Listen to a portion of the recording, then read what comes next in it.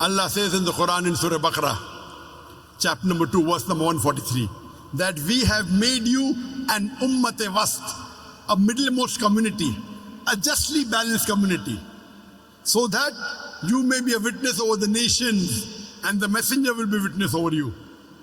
Since the messenger, Muhammad Sallallahu Alaihi Wasallam, the last and final messenger, gave us Muslims the message and we accepted it, now it's our job, it's our duty that we should convey it to the rest of the world.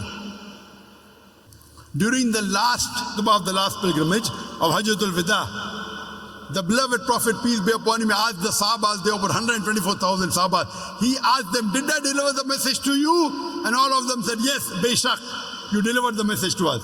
The Prophet said, all those who are present here, deliver to those who are not present here. It's our duty to convey the message of Islam to those who are unaware of it.